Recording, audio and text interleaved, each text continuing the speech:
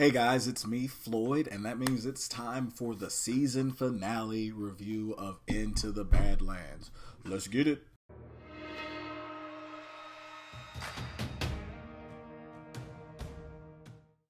So, as usual, we are starting out with the fights. We actually got 3 fights total in this episode. Obviously, it's the season finale, so they tried to cram pack in everything they could. But the first fight was actually one we've been waiting on since season 1.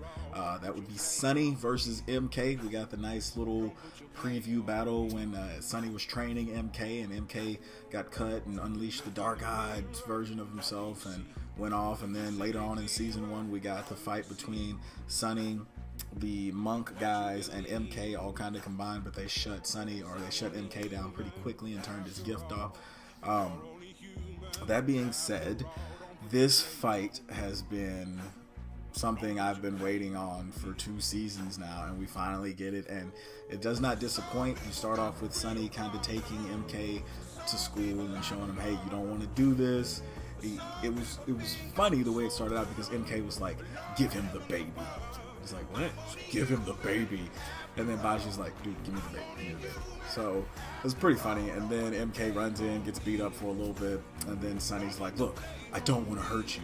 And that's when MK changes it up, and he's like, you won't, and goes dark-eyed, which was a pretty cool scene. Just being able to go dark-eyed like that, or change into your next level of power, going Super Saiyan right in somebody's face, is always pretty cool. So he does that, and then he proceeds to beat the mess out of Sonny for quite some time. And then it's funny to me how they're fighting this whole time in this little barn area, and nobody runs in to watch or help or do anything. I guess they were all running to find the Pilgrim, because once MK gets Sonny on the ground and he's just pounding away at his face, and then grabs him by the throat and he's about to kill him, Pilgrim runs in and holds his fingers like a shotgun to the back of MK's head and shuts him down again with the same little hammer. And it basically is the peace be with you. MK passes out, Sonny passes out, and then we get to move on to, I guess, the next fight. But that fight was pretty awesome. At one point you see that Sonny has MK wrapped up and breaks out of some ropes, and if you've ever tried to break out of anything that's tied around you, you know that's pretty difficult. So for MK to break out of the big ropes that Sonny had him wrapped up in shows that his strength probably is 100-fold more than what he has when he's just regular old MK, and that's probably on the lower end. But then we jump into the second fight, which isn't really a fight as much as it is we get to see the war go to the next level. So you've got Chow's men who are at the front lines, and then you've got the Widow's men who are at the front lines, and they're all fighting. But the Widow, Gaius, Silver Moon, and Lydia decide that it would be best if they went ahead and just threw all their forces at the front line to distract Chow, while they then snuck around to the compound and tried to kill Chow.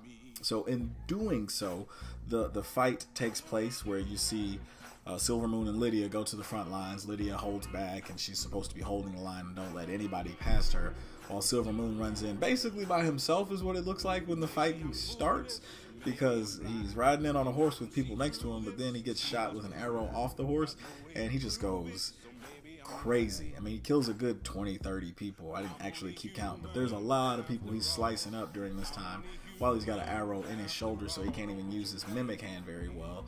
But that sword he's got was doing some damage. And then he just gets tired. He's got his little moment where he jumps up on a incline, or takes the high ground. I have the high ground now. He takes the high ground, Fortnite style, and then he's shooting people with this little handgun. And then he jumps off, gets tired, falls to his knees, and he's about to be decapitated by some random guy who's got a puzzle piece missing out of his face. And right as the guy is about to cut his head off, Lydia rolls in with the gun that the Widow gave her and shoots the guy in the face, in the back of the face. An arrow comes out of the front of his face. And it's pretty traumatizing for me. I don't know about anybody else watching the show, but it was kind of gross. Somewhat of a Saw-level murder there. And then Moon hops up on the horse. They ride away, and they get to safety. You find out that they do hold the line, but that war scene with Moon going through, it was almost like you knew he was going to die because of how many people he was killing. Normally you only get to kill that many people when you're making a self-sacrifice, And he came about that close. He was sitting there with his eyes closed, ready to be killed in honor of his Baron. And then Lydia rides in to rob him of a warrior's death. He's not mad about it, though, and we'll get to why here in a little bit.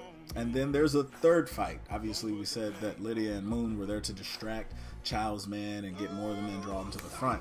But what we have in the actual compound or castle is Gaius, Widow, and Tilda go in, and they sneak into the compound, and they're fighting with the main men that are there on site to protect Chow. And sure enough, during this time, the Widow gets the drop on Chow. They're fighting, they're going back and forth, and then Chow runs into like this big grand room with a huge mural behind her, and that's when we find out that Chow kind of figured this would happen. She insulted the Widow, and she was like, look, I bet you're my brother and you've already had sex, right? And the Widow just looks at her, and she explains why she would think that. She's like, every summer my brother would go down and get one of those poor cog girls and make them feel special, and they would just thank him so much for everything he would do. You're not special. And then she has all 15 to 20 of these guys surrounding her go ahead and open fire at the Widow. And it's pretty clear the Widow's going to die. She can't just fight off all these arrows with her sword. But then all the arrows just kind of stop right before they hit the Widow. And it's like the Matrix. They all go flying in the other direction back to their owners and stab them all in the chest. And even Chow gets 2 to the chest. She doesn't die. Nobody officially dies from what it looks like in this episode, even with all the fighting that takes place. But those are the 3 fights we get, all very well put together. My favorite at this point would have to be Silver Moon going crazy on everybody, but the MK and Sonny fight, while I waited for a long time, it was definitely well worth the wait. They put a lot of time and effort into building up that emotional stakes between the two of them. Even though Sonny's totally confused, it is his protege who he used to train that he's looking to have help him through these moments of trying to save his son. And then he realizes he's the one who killed the kid's mom, so he's like, well, nah, I don't remember, but I still need your help. So how about it, buddy? And MK's like, nah, I'm not helping you.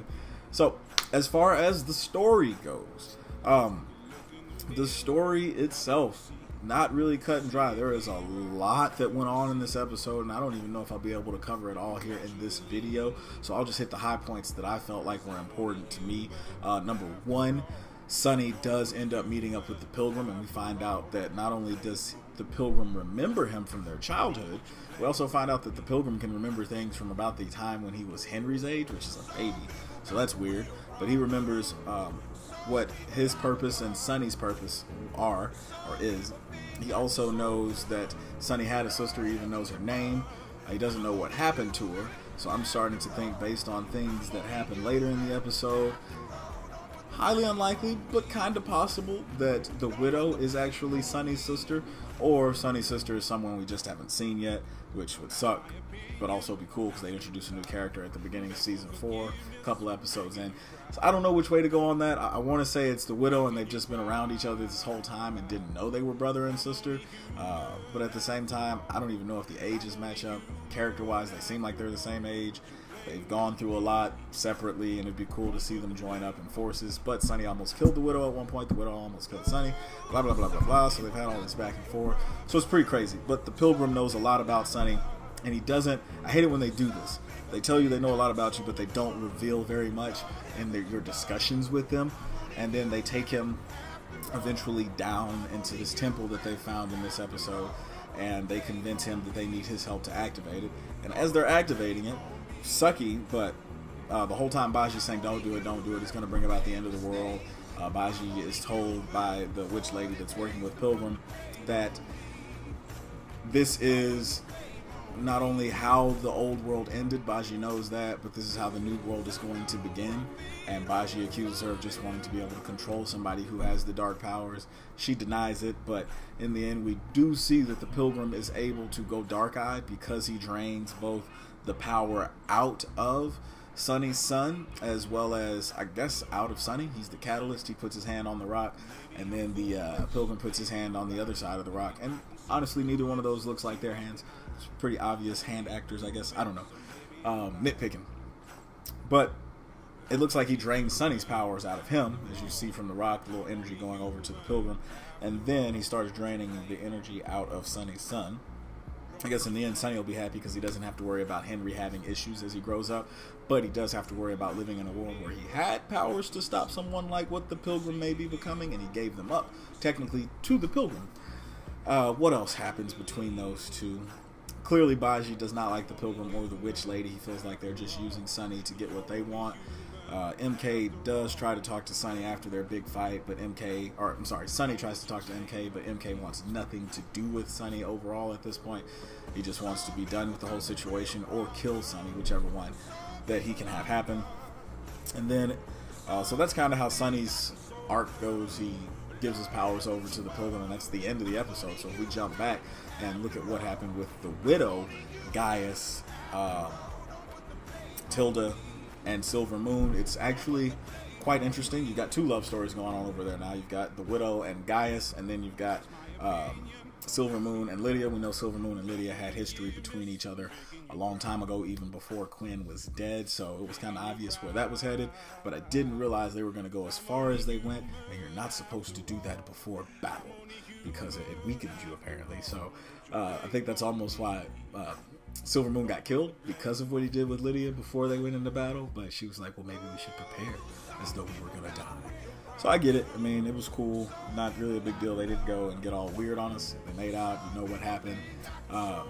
As far as the Widow and Gaius, it's a little bit more of the same. They made out. You kind of know, or you assume what happened. And then Tilda just kind of pops up out of nowhere because they need her, and she hasn't been in the story for the last couple of episodes, basically. But during the whole discussion, Tilda and the Widow and Gaius decide they're going to go and take care of Chow and try to kill her to end the war. And then Silver Moon and Lydia decide to stand up for their Baron, go to the front lines and make sure they hold the line. So after that discussion, we actually see some emotional moments where you're not sure who's going to die, but it ends up looking like, as I discussed during the fights, Silver Moon's going to die, and that would have been a cool character to give us. He was here for, a season and a half. Did his job. Great character building. Don't need a lot of his background. He's a great fighter.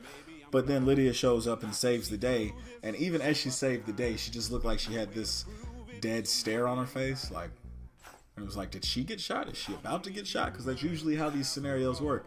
You save somebody, your horse rears up, and then you get popped in the back, and it's like, no. But she didn't. They ride off, and they go into safety of some tent, and they're like, hey, we did it. We saved it. We held the line, and Tilda, Widow, and Gaius should be in by now and fighting Chow. And then Lydia collapses, and it's like, wait, what happened to her? And they never really show you what happened, but she's got this big wound in her side, and you don't know where it came from, because when she was on the horse, it wasn't there.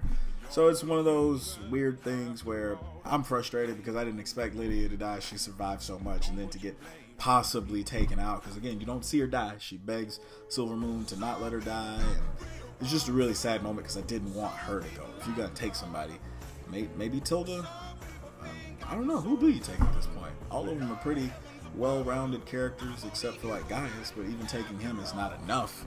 So I thought Silver Moon would be the guy to go. He's been here since last season. He's done a lot. He's been back and forth on his loyalties, kind of, or at least where he wants to kill and doesn't want to kill. So I didn't really agree with Lydia dying. By the time the episode wraps up, Chow is still alive. Lydia didn't officially die. Pilgrim's alive, obviously. He's gone dark-eyed. The witch that works with Pilgrim, the girl that works with Pilgrim, Sonny, Henry, Baji are all still alive. Silver Moon's still alive. Tilda's alive. The Widow. And I think I mentioned Gaius, but Gaius is still alive. So no one officially dies.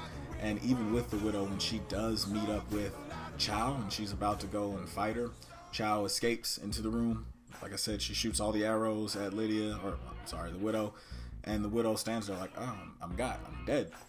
And then the lady from the monastery shows up, and I didn't know she could do this, but she stops all the arrows and sends them back in the other direction, and then she touches the Widow on the forehead, and I think she's restoring her powers because of what's happening with the Pilgrim. But earlier in the episode, we see that she's like, oh, it has begun. She was like the first person you see, and I thought she'd play more of a role, but she shows up at the end.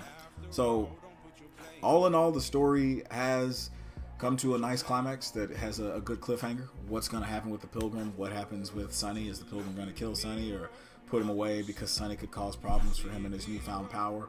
It looks like his ability is to take the dark-eyed ability from other people, so there's going to be a lot of people out to get him, a lot of people with the dark powers who are probably training to become better, and we'll see more of these dark power people pop up, and we'll see him taking powers from them as he goes around, convincing people to join his forces. So all of that being said, I think one of the first people whose powers he'll take is the girl that works with him, just because they made him look so evil with all the veins and stuff popping out of his face. So I think it's safe to say Pilgrim's evil now. As far as my thoughts on this episode and where we go from here, like I said, with everyone still being alive, it's kind of up in the air. I mean, even after season 1 going into season 2, we thought certain people were dead who came back, i.e. Quinn, wink wink. And with these types of powers, maybe you can bring people back from the dead, maybe you can restore powers to people, take power. I don't know what the Pilgrim will be capable of doing, so it's definitely pretty interesting to see where this is headed. The lady from the monastery has never really left that place as far as I know, so now that she has come out of hiding from the mountains and she's got the widow on her side, is she somehow going to run him to MK and Baji again? Will those guys escape? There's a lot of different ways this can go. I don't see AMC and the creators really messing this up because they've gotten this far with, and I hate to say so little, but just the bare bones idea of a show that's made about fighting and being in a poor place to be, that's grown into so much more. So I'm really appreciative that they keep working so hard to bring us new content, new characters, and I'm really excited to see what happens next season. But until next time, guys, please drop a like. Don't forget to subscribe. Let us know what you think in the comments. Where do you think the season 4 is going to go? Where do you think the characters who are still alive are going to go? Who do you think's dead? Who's alive? What happens from here? But until next time, deuces.